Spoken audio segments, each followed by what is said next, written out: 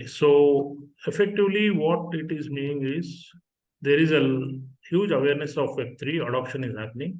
Okay, adoption is coming primarily because of the need for one, having a strong, secure place to do transactions. People are realizing that, okay, blockchain is going to give them a very strong platform. And all these all these forums and social media is actually also responsible for increasing awareness of this. So we have seen that there are large, what you call, companies that are not almost every week you find one large bank or institution releasing a report which talks about this technology, right? If you follow them. So what it means is these institutions are now very actively looking at this technology for adoption. And the large four consulting companies like McKinsey, PwC, they are very actively involved in this technology and are advising clients about going into Web3 and Metaverse, majority of them.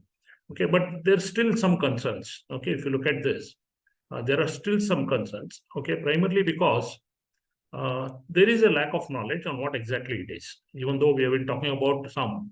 Okay, these adoption are happening by people who are aware of this technology over the last few years. Okay, but institutions and some of the companies, they are also still struggling to see how they need to understand this technology and implement it.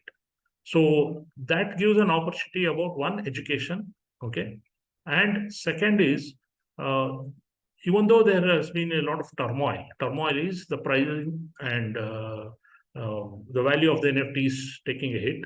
Okay, or there have been some hacks and scams that have become very popular, which you read in the newspaper, right? That would have probably been the reason for some skepticism. But if you actually go back and look at what each of these are, you will find that it has got nothing to do with the weakness in the technology. It was somewhere that there was a central exchange or a one person who controlled everything was a scammer, right?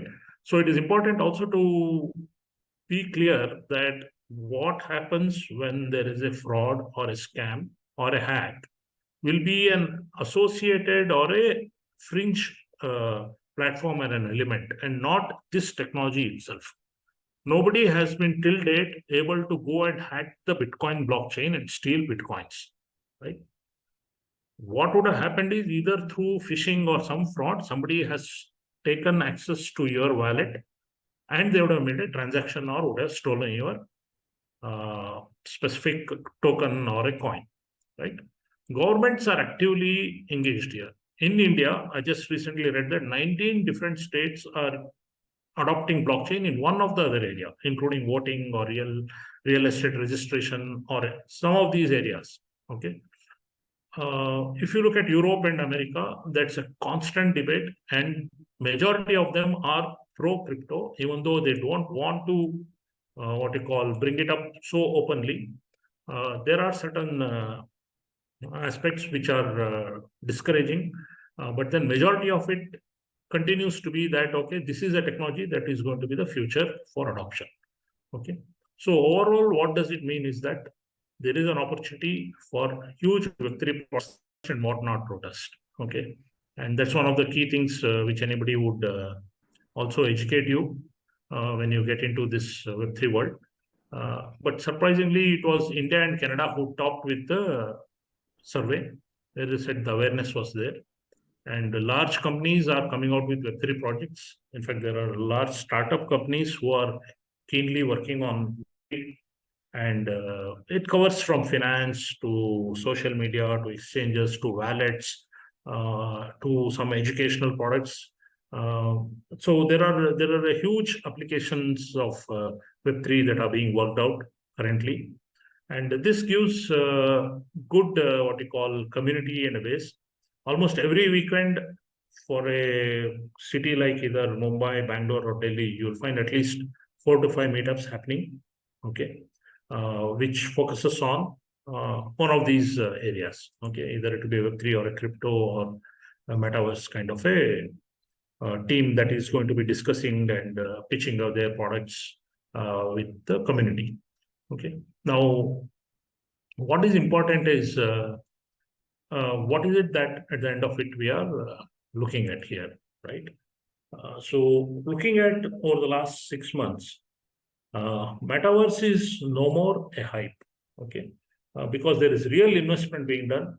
If you look at recently, Apple came out with a headphone that takes virtual reality one step forward, where now you can interact both physical and virtual world on the same headset, right? It's a transparent one, so you can actually looking at the real world around your place, and then you can project these virtual items within the real world, right? So those advances will bring in much more what you call the reality of what can be delivered on a metaverse. Large institutions are already there. As I told you, Nike generated $185 million worth of revenue through the NFTs program over the last, I think, 1.5, 2 years. Technology focus on bringing in much better hardware is already happening, and there are dedicated organizations, large organizations focusing on ensuring that computing speed is going to be exponentially made available at a lesser cost. Commerce is going to be one of the key areas of the metaverse because anybody can now participate and exchange value, right? And this drives up both participation and how you can get into this early through a education mechanism. And every industry will be impacted by metaverse. Now, at least over the last couple of months, every industry is talking about metaverse. In fact, one of the large things I saw was 30 use cases of metaverse, every industry having one application at least, right? And people are coming out with innovative ways in which they can use metaverse. And if you want to further get into this, I think one of the key things is that you get into educating yourself. You can be curious. Of course, there is a learning curve, which is quite steep. But then the challenge is this will be the future that would be required, that will be adopted, and you take advantage. In fact, one of the best or the fun things which I enjoy is teaching this to people who don't have any technical experience. In fact, I have a team of people who are senior citizens as a part of an NGO. I spoke to them about what are called decentralized autonomous organizations, where the idea is that software will run a company. Okay, you don't have a CEO, a CFO, or whatever. It will be a software that will run a company, and then it will decide how tasks will be done, who should be rewarded, and all that. So that I explained to a team in normal language without bringing in any of the tech. Now, when you pitch across this, they will be surprised and shocked. But then if you look at mobile, who would have thought that everybody would have a smartphone in their hand today when the mobiles were launched? And the adoption curve is going to be so exponential that probably people are talking, experts are saying that in the next 5 years, what we dream today, we already would have achieved.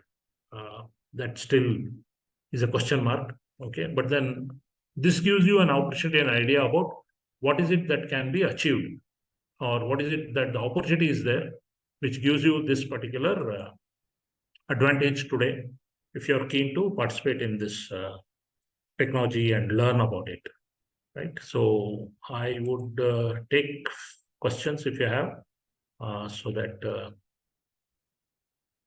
anybody has a question, please feel free to answer. Bring it in, I'll respond. You can put it on the chat. And I would thank all of you for having this time allocated on a weekend. And I hope you've had some value taken out of this session. Please feel free to share your response in the feedback form. Okay. Yes. Yeah. Mr. Ravinder, thank you for this session. Right, it was a wonderful session with you. Okay, I think I have one question from Vishwesh. He says, as a design student, can I see my products in the metaverse? Certainly. See, the whole idea is that you being a design student, you now have the creativity and the tools to design, right? Now, what do you design? Depending on your area or what the metaverse demands. So we saw those small flower bouquets there in the thing. or one, what you call, display unit, right? Now, these are all done by design students, right? Probably if I'm a techie guy, I will not understand the design so well, right? So a design student who has the tool and sufficient knowledge about metaverse or designing in the metaverse, okay, will be able to fit in and sell a lot of these items. In fact, you can design your own avatars, you can design your own, what you call, artifacts, they are called. For example, a small flower vase can itself be an NFT. And that flower vase can be taken to any metaverse and placed in a corner. It is like you buying a physical flower bouquet or flower vase and taking it, keeping it in your office or in a house or in a restaurant. So that is the economy it opens up. So design students have a huge advantage here. Insights on digital twins, how to learn about it. Yeah, digital twins is a very exciting topic. What started off as just avatars, what we saw, has now, because of artificial intelligence, taken the next level. Now, artificial intelligence is able to literally generate like you are, right? Physical self. So if I give a photograph, it will make a deep fake or whatever that is possible. So digital twin is one which is identical to you, but which is residing in the virtual world. Now the choice is, do you want your digital twin to be like you, or you want to have something else? Now that is a debate that is going on, because a lot of them think that if it is like you, or you're literally putting yourself again, you're opening up to a lot of challenges in the future, right? Because when we say digital twin, we are not talking just about the looks. We are talking about how you eat, where you go, what you do, everything, right? So that gives some opportunity for some hackers or somebody who steals the information, if it is happening, to get to know you much more better than keeping a gap between your real world and virtual world. So you can be anything in the virtual world, right?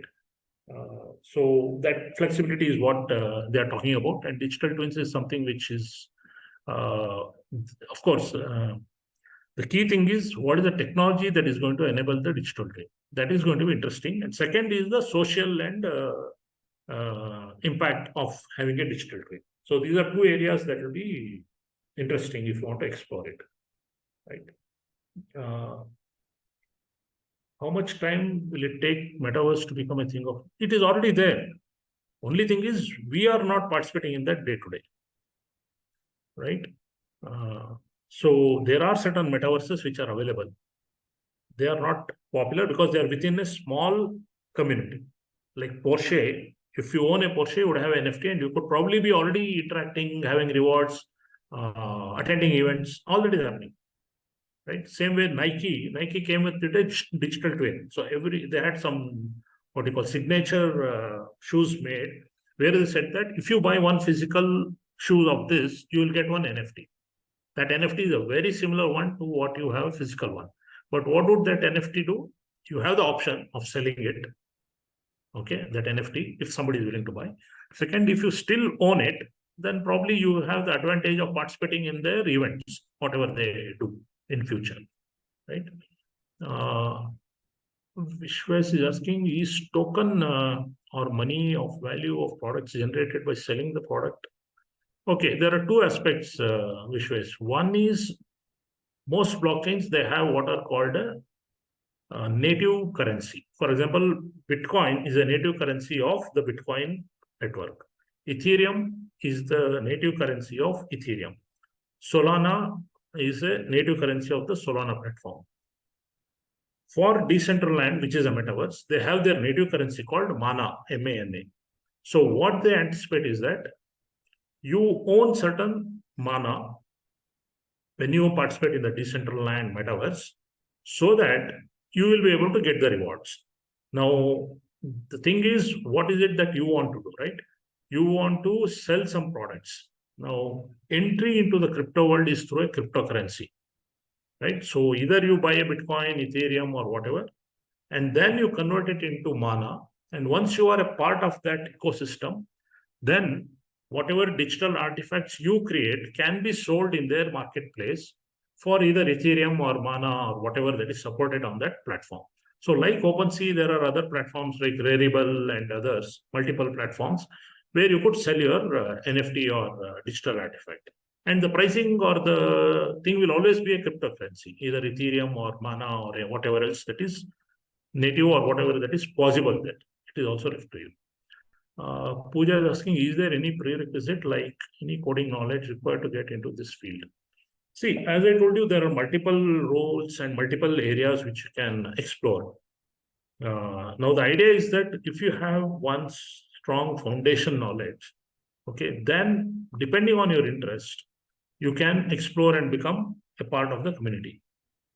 People who are not technical, okay, one of the best ways to get into is to participate in the community, become an ambassador or a community manager, okay, so that one is you'll be interacting with the team, you will know what is happening, how the team functions, okay, then you can start picking up knowledge, and depending on your interest, you can get it. In fact, lawyers are required. Lawyers will play a huge role because of the kind of prerequisite for a regulatory aspect that needs to be built in. Finance people can participate, okay, because there's something which I have not touched up called decentralized finance. Now, decentralized finance is a system, economic system that works only on the cryptocurrency world, right? It is not, okay. When you interact with a bank or insurance company or a mutual fund, you are interacting with the fiat world, where you have got these different products, right? Fixed instruments, derivatives, and all this. A similar thing, but on the cryptocurrency platform, is what is called decentralized finance, because nobody controls it. No one person controls it. Everything is controlled by the software or the smart contract. And there, a similar thing happens where I can put my tokens into a fixed deposit kind of a thing where I get returns regularly, or I can lend my tokens and get a return, or I can borrow tokens from somebody and I pay an interest. And then at the end of the thing, I settle it. I'll give back the tokens and then I pay up whatever is the difference in the amount. Okay, so that itself is what is called decentralized finance, and that's a huge thing among banks. Currently, large participation is coming from institutions which are into the finance industry. They are trying to see how the existing system is working and how some of it can be taken, because even your stock exchange may one day be on the tokenized platform. All stocks would move into tokenization. It would be enabled by blockchain, right? NASDAQ is already working on it. Probably they have just also released a prototype of it. So that will be followed by majority of the industry also, right? So it depends on what you want to do, and then you could get into educating more on that. That's how I would always want people to get into, not jump into blindly. Okay, take your time, have a knowledge about sufficient knowledge about what this industry is, what this technology is. Participate into a few communities. Okay, it is open. What you have to do is you just need to know what a particular project is doing. Okay, there are projects that are running for AI. There are projects that are running for big data using blockchain. Okay, AI on blockchain, big data on blockchain, right? And of course, there are other participations like designers. There's a huge community. If you're on LinkedIn or anywhere, you will find hundreds of people who are actually already in the metaverse as designers who share the information, knowledge freely, literally, right? But then the challenge is how can you interpret it and get into building your own knowledge, right? So get into that mode and learn. No, NFTs are not dead. Okay, NFTs are JPEGs are dead, let me say. But then NFTs that reward in the future are going to be the backbone for every company. Imagine your bank giving you a fixed deposit NFT, which gives that return every month, right? Now, nobody's stopping that. There are already banks, institutions that are doing that. Okay. Priyank is asking, suppose I have to create a company related to metaverse, which can do multiple projects to various fields. So yeah, that typical like any startup or any organization, you have to register, and same rules apply. And there are a lot of hundreds of such companies already working out of India, Okay. So what you need to do is you need to just participate in the crypto community wherever you are, whichever city, and then you will find a lot of founders who are willing to share their information. Yeah, the regulations are an unknown entity, at least in India. There is always a question mark. That's why I don't recommend, unless you understand what you're getting into, to buy or trade cryptocurrencies. Okay.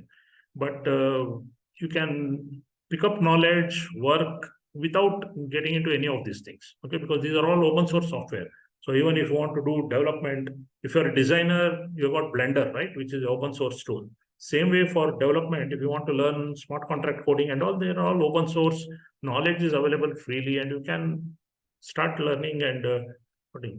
But the challenge is, again, have some foundation knowledge so that you are able to differentiate between at least what is happening, and don't blindly follow anybody who is promising you high returns or any of those things in the current scenario, because that's something which is always leads to disappointment and fraud, right? So it is better you take step by step, become more curious, learn, and then start adopting it and participating in communities. I think that's what I would say. I think we have taken enough time, and thanks for your time and sharing and showing your interest in this. I would be happy to help you out in any way. So please provide your feedback, and hope to see you soon. Thank you, everyone.